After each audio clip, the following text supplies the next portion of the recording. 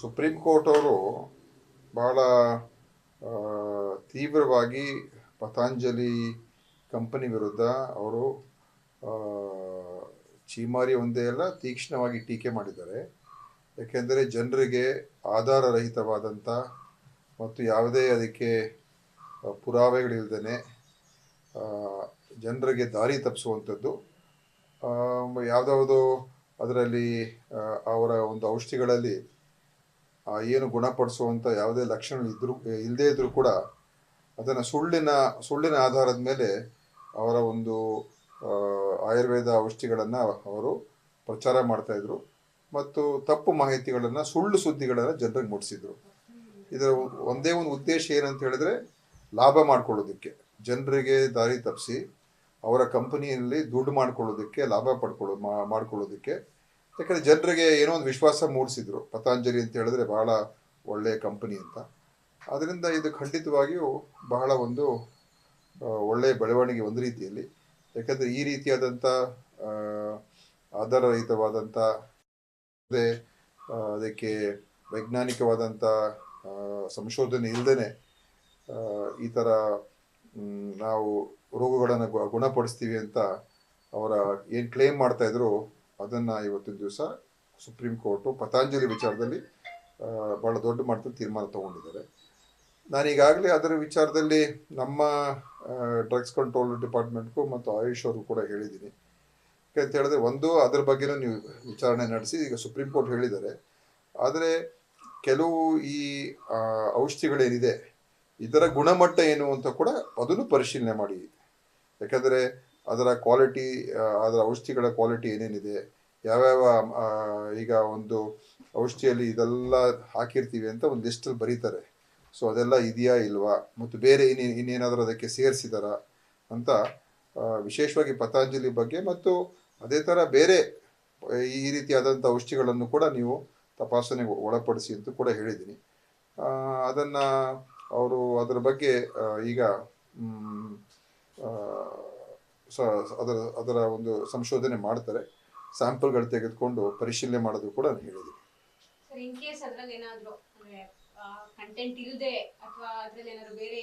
ಮಿಶ್ರಣ ಮಾಡಿದ್ರೆ ಖಂಡಿತ ಈಗ ಕಾನೂನು ಭಾಳ ಇದಕ್ಕೆ ಸ್ಟ್ರಿಕ್ಟ್ ಆಗಿದೆ.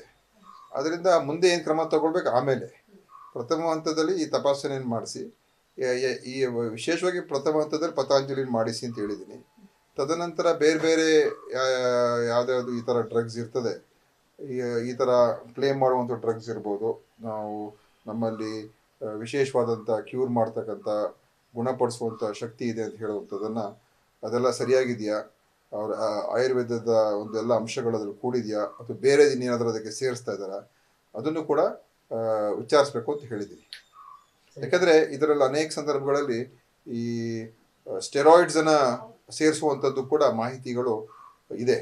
ಅದಕ್ಕೆ ಅದನ್ನು ಕೂಡ ವಿಚಾರಿಸಬೇಕು ಅಂತ ನಾನು ಚೆಕಪ್ ಮಾಡಿಸಿ ಅಂತ ಹೇಳಿದ್ದೀನಿ ನಮ್ಮ ಲ್ಯಾಬ್ಗಳಲ್ಲಿ. ನಾನು ಎಲ್ಲವನ್ನೂ ಈಗ ಮಾತಾಡೋಕೆ ಹೋಗ್ತಾ ಇಲ್ಲ. ಈಗ ಇದರ ಔಷಧಿಗಳ ಗುಣಮಟ್ಟವನ್ನು ಚೆಕಪ್ ಮಾಡಿಸಿ ಅಂತ ಹೇಳಿದ್ದೀನಿ. ಮತ್ತು ಅದರಲ್ಲಿ ಇಲ್ಲದೇ ಇರುವಂಥ ಏನಾದರೂ ಕೆಮಿಕಲ್ಸ್ ಇದ್ದರೆ ಅಥವಾ ಮೆಡಿಸಿನ್ಸ್ ಕಾಂಪೌಂಡ್ಸ್ ಅದರಲ್ಲಿ ಹಾಕಿದರೆ ಅದರ ಬಗ್ಗೆಯೂ ಕೂಡ ನೀವು ಚೆಕಪ್ ಮಾಡಿ ಅಂತ ಹೇಳಿದ್ವಿ. ಅದು ವರದಿ ಬಂದಮೇಲೆ ಆಮೇಲೆ ತೀರ್ಮಾನ ಮಾಡ್ತೀವಿ ಏನು ಮಾಡಬೇಕು ಅಂತ.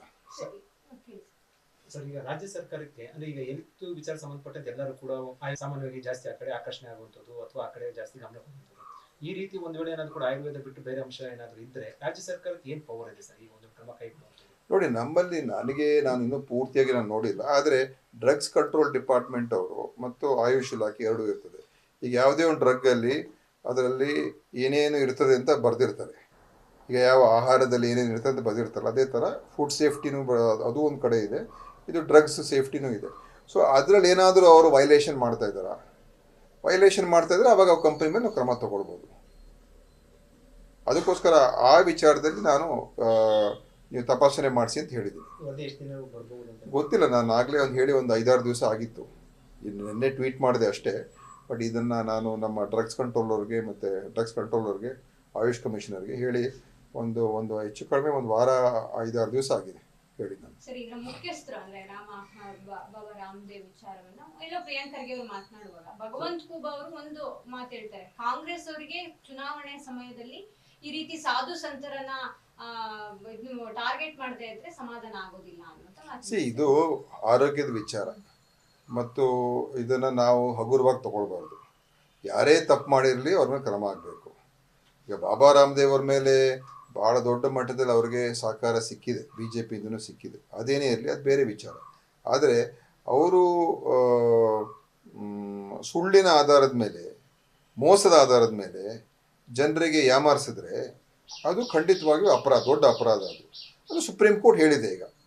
ಆದ್ದರಿಂದ ಸುಪ್ರೀಂ ಕೋರ್ಟು ನೀವು ಬರೀ ಕೇವಲ ಕ್ಷಮಾಪಣೆ ಕೇಳ್ಬಿಟ್ರೆ ಆಗೋದಿಲ್ಲ ಅಂತ ಹೇಳಿದ್ದಾರೆ. ಸೊ ಮುಂದೆ ಏನು ಮಾಡ್ತಾರೋ ಗೊತ್ತಿಲ್ಲ. ಯಾಕೆಂದರೆ ಆ ಕಂಪನಿ ಸಾವಿರಾರು ಕೋಟಿ ರೂಪಾಯಿಯ ಒಂದು ವಹಿವಾಟು ಮಾಡ್ತಾ ಇರುವಂಥ ಕಂಪನಿ. ಅದರಿಂದ ಜನರಿಗೆ ಏನೋ ನಂಬಿಕೆ ಮೇಲೆ ಬಾಬಾ ರಾಮದೇವ್ ಅವರು ಭಾಳ ಅತ್ಯಂತ ಒಳ್ಳೆಯ ಯೋಗ ಗುರುಗಳು. ಅದ್ರ ಬಗ್ಗೆ ಎರಡು ಮಾತಿಲ್ಲ. ಯೋಗದ ಬಗ್ಗೆ ಅವರಿಗೆ ಖಂಡಿತವಾಗಿಯೂ ಒಂದು ಜ್ಞಾನ ಇದೆ. ಆದರೆ ಆ ಒಂದು ನಂಬಿಕೆಯನ್ನು ದುರುಪಯೋಗ ಪಡಿಸ್ಕೊಂಡು ಜನರಿಗೆ ಈ ರೀತಿಯಾಗಿ ಮೋಸ ಮಾಡಿದ್ರೆ ಅದು ಎಲ್ಲೋ ಒಂದು ಕಡೆ ಅದು ಖಂಡಿತ ದೊಡ್ಡ ಅಪರಾಧ. ಅದಕ್ಕೋಸ್ಕರ ಅದ್ರ ಬಗ್ಗೆ ಕ್ರಮ ಸುಪ್ರೀಂ ಕೋರ್ಟ್ ಮಾಡ್ತಾರೆ. ನಾವಿವಾಗ ನೋಡ್ತಾ ಇರುವಂಥದ್ದು ಆ ಡ್ರಗ್ಸಿನ ಗುಣಮಟ್ಟ ಏನು, ಅದರ ಕ್ವಾಲಿಟಿ ಏನು, ಅದನ್ನು ನಾವು ಪರಿಶೀಲನೆ ಮಾಡೋದಕ್ಕೆ ಹೇಳಿದ್ದೀನಿ. ಯಾಕೆಂದರೆ ಈ ರೀತಿ ಮೋಸ ಮಾಡ್ತಾ ಇದ್ರೆ ಇನ್ನು ಔಷಧಿಗಳಲ್ಲಿ ಏನೇನು ಬೇರೆ ಏನಾದರೂ ಮಿಶ್ರಣ ಮಾಡಿದಾರಾ, ಸೇರಿಸಿದಾರಾ, ಅದನ್ನು ಕೂಡ ನಾವು ವಿಚಾರಿಸ್ಬೇಕಾಗ್ತದೆ. ಒಕ್ಕಲಿಗರ ಸರ್ಕಾರನ ಯಾರು ಬೀಳಿಸಿದ್ರು ಅನ್ನೋ ಚರ್ಚೆ ನಿನ್ನೆಯಿಂದ ಶುರುವಾಗ್ತಿದೆ ಸರ್. ಬಿಜೆಪಿಯವರು ಕೂಡ ಮೈತ್ರಿ ನಾಯಕರು ಹೋಗಿ ಸ್ವಾಮೀಜಿಯವರ ಆಶೀರ್ವಾದ ಕೇಳ್ತಿದ್ದಾರೆ. ಆದರೆ ಕುಮಾರಸ್ವಾಮಿ ಅವರು ಸರ್ಕಾರ ಬೀಳಿಸಿದವರ ಜೊತೆಗೇನೆ ಹೋಗಿ ಸ್ವಾಮೀಜಿಗಳ ಆಶೀರ್ವಾದ ತಗೊಳ್ಳೋದು ಎಲ್ಲೋ ಒಂದ್ ಕಡೆ ಸಮಾಜಕ್ಕೆ ಮಾಡೋ ದ್ರೋಹ ಅನ್ನುವಂಥದ್ದು ಕಾಂಗ್ರೆಸ್ನ ಒಕ್ಕಲಿಗ ನಾಯಕರ ಟೀಕೆ. ನೋಡಿ, ಸ್ವಾಮೀಜಿಯವರ ಆಶೀರ್ವಾದ ಪಡ್ಕೊಳ್ಳೋದು ಅದು ಅವ್ರವ್ರಿಗೆ ಹಕ್ಕಿದೆ. ಹೋಗಿ ಆಶೀರ್ವಾದ ಪಡ್ಕೋಬೋದು, ಕೇಳ್ಬೋದು, ಬೆಂಬಲ ತಗೊಳ್ಬೋದು. ಅದು ಅವರ ಒಂದು ಸಮುದಾಯದಲ್ಲಿ ಇರುವಂಥ ಕೆಲವು ವಿಷಯಗಳನ್ನು ನಮ್ಮ ಅಧ್ಯಕ್ಷರು ಹೇಳಿದ್ದಾರೆ. ಅದರಿಂದ ಯಾರ ಜೊತೆ ಸಖ್ಯ ಇವತ್ತು ಕುಮಾರಸ್ವಾಮಿಯವರು ಇವತ್ತಿನ ದಿವಸ ಬೆಳೆಸ್ತಾ ಇದ್ದಾರೆ, ಅವರಿಂದ ಅವ್ರಿಗೆ ಏನೇನು ತೊಂದರೆಗಳಾಗಿತ್ತು ಹಿಂದೆ ಅಂತ ಅದನ್ನು ಜ್ಞಾಪಕ ಮಾಡಿದ್ದಾರೆ ಅಷ್ಟೇ. ಅದರಿಂದ ಒಂದು ಕೇವಲ ಜಾತಿ ಆಧಾರದ ಮೇಲೆ ವೋಟ್ ತಗೊಳ್ಳುವಂಥದ್ದು ಅದು ಸರಿಯಲ್ಲ. ಜನರು ಇದನ್ನು ತಿಳ್ಕೊಳ್ಳಿ ಅಂತ ಅಧ್ಯಕ್ಷರು ಹೇಳಿದ್ದಾರೆ. ಸ್ವಾಮೀಜಿಗಳ ಹತ್ರ ಹೋಗೋದು ಬರೋದು, ಸ್ವಾಮೀಜಿಗಳು ಎಲ್ರಿಗೂ ಅವಕಾಶ ಕೊಡ್ತಾರೆ. ನಾವು ಹೋದ್ರೆ ನಮ್ಮನ್ನು ಭೇಟಿ ಆಗ್ತೀವಿ, ಇನ್ನೊಬ್ಬರಿಗೂ ಭೇಟಿ ಮಾಡ್ತಾರೆ. ಸೊ ಸ್ವಾಮೀಜಿಗಳು ನೇರವಾಗಿ ಬಂದು ಇಂಥವ್ರಿಗೆ ಮಾಡಿ ಅಂಥವ್ರಿಗೆ ಮಾಡಿ ಅಂತ ಬಹುತೇಕ ಸ್ವಾಮೀಜಿಗಳು ಯಾರು ಆ ಥರ ಹೇಳೋದಿಲ್ಲ.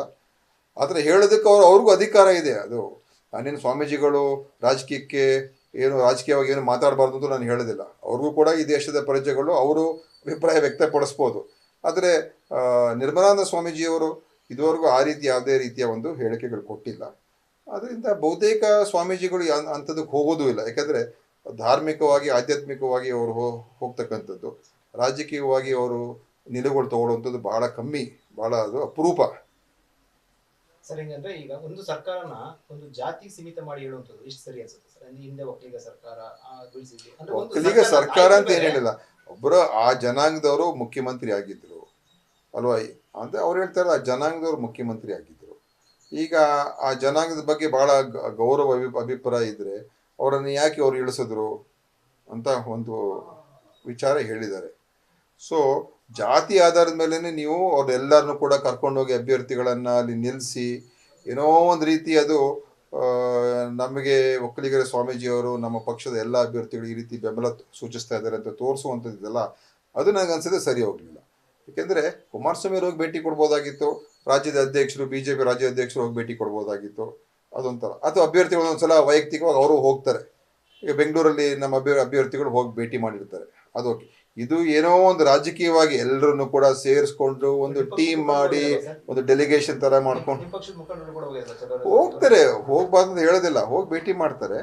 ಇಲ್ಲಿ ಎಲ್ಲ ಇವರಿಬ್ಬರು ಸೇರಿಕೊಂಡು ಅದೊಂದೇನೋ ಅದು ಆ ಆಧಾರದ ಮೇಲೆ ನಮಗೆ ವೋಟ್ ಸಿಗೋ ಥರ ಅಂತ ಮಾಡೋಕ್ಕೆ ಹೊರಟಾಗ ಅದು ಬಹುಶಃ ಅದಕ್ಕೆ ನಮ್ಮ ಅಧ್ಯಕ್ಷರು ಹಿಂದಿನ ಇತಿಹಾಸದ ಬಗ್ಗೆ ಸ್ವಲ್ಪ ನೆನಪನ್ನು ಅವ್ರಿಗೆ ನೆನೆಸಿದ್ದಾರೆ ಅವ್ರಿಗೆ. ಜೆಡಿಎಸ್ ಬಿಜೆಪಿ ಜೊತೆ ಈ ರೀತಿ ಬೆರೆತು ಹೋಗ್ತಿರೋದು ನೋಡಿದ್ರೆ ಅಸ್ತಿತ್ವ ಉಳಿತದೆ ಅಂತ ಅನ್ಸುತ್ತೆ ಸರ್ ಲೋಕಸಭೆ ಬಳಿಕ? ನೋಡಿ, JDSನಂತೂ ಖಂಡಿತವಾಗಿಯೂ ಭಾರತೀಯ ಜನತಾ ಪಾರ್ಟಿಯವರು ಈಗಾಗಲೇ ಅದನ್ನು ಮುಗಿಸುವ ಹಂತಕ್ಕೆ ತಗೊಂಡ್ಬಂದಿದ್ದಾರೆ. ಆಯಿತಾ? ಇನ್ನು ಬಹುಶಃ JDS ಇವತ್ತು BJPಗೆ ಶರಣಾಗಿರ್ತಕ್ಕಂಥದ್ದು ಎದ್ದು ಕಾಣ್ತಾ ಇದೆ. JDSನ ಪಕ್ಷದ ಮುಖಂಡರುಗಳು, ಕಾರ್ಯಕರ್ತರು ಇವತ್ತು ಅವರಿಗೆ ಎಲ್ಲಿದ್ದೀವಿ ನಾವು ಅಂತಲೇ ಗೊತ್ತಿಲ್ಲ. ಈಗ 2 ಕ್ಷೇತ್ರದಲ್ಲಿ ಕಂಟೆಸ್ಟ್ ಮಾಡ್ತಾ ಇದ್ದಾರೆ ಅಷ್ಟೇ. ಇಡೀ 3 ಕ್ಷೇತ್ರದಲ್ಲಿ ಕಂಟೆಸ್ಟ್ ಮಾಡ್ತಾ ಇದ್ದಾರೆ. 25 ಕ್ಷೇತ್ರಗಳಲ್ಲಿ ಅವರು ಕಂಟೆಸ್ಟೇ ಮಾಡ್ತಾ ಇಲ್ಲ. ಅವ್ರ ಪ್ರಭಾವ ಇರುವಂಥ ಕ್ಷೇತ್ರಗಳು ಕೂಡ ಕಂಟೆಸ್ಟ್ ಮಾಡ್ತಾ ಇಲ್ಲ. ಸೊ JDSನ ಮುಖಂಡರುಗಳು ಇವತ್ತು ಪಕ್ಷದಲ್ಲಿ ಇಷ್ಟು ವರ್ಷ ಎಲ್ಲ ಕೆಲಸ ಮಾಡಿರೋರು, ಅವ್ರಿಗೀಗ ಬಹುಶಃ ಭವಿಷ್ಯದ ಬಗ್ಗೆ ಈಗ ಚಿಂತನೆ ಆಗೇ ಆಗುತ್ತೆ. ಯಾಕಂದರೆ ಇದು JDS ಸಂಪೂರ್ಣವಾಗಿ ಮುಳುಗೋಗೋದು BJP ಒಳಗಡೆ, ಅದು ಈಗ ಅನಿವಾರ್ಯ ಆಗಿ ಅದು ಖಂಡಿತವಾಗಿಯೂ ಆಗೇ ಆಗ್ತದೆ. ಅದ್ರ ಬಗ್ಗೆ ಯಾವುದೇ ರಾಜಕೀಯ ವಿಶ್ಲೇಷಣೆ ಮಾಡೋರು JDS ಅವರು ಇವತ್ತಿನ ದಿವಸ ದೊಡ್ಡ ಒಂದು ತಪ್ಪನ್ನು ಮಾಡಿ ಇವತ್ತು ಒಂದು ಪ್ರಾದೇಶಿಕ ಪಕ್ಷವನ್ನು ಸ್ವಾರ್ಥಕ್ಕೋಸ್ಕರ ಅದನ್ನು ಸಂಪೂರ್ಣವಾಗಿ ನಾಶದ ಅಂಚಿಗೆ ತಗೊಂಡೋಗಿದ್ದಾರೆ. ನ್ಯೂಸ್ ಫಸ್ಟ್ ನಿರ್ಭೀತಿಯಿಂದ ನಿಮ್ಮ ಪರವಾಗಿ.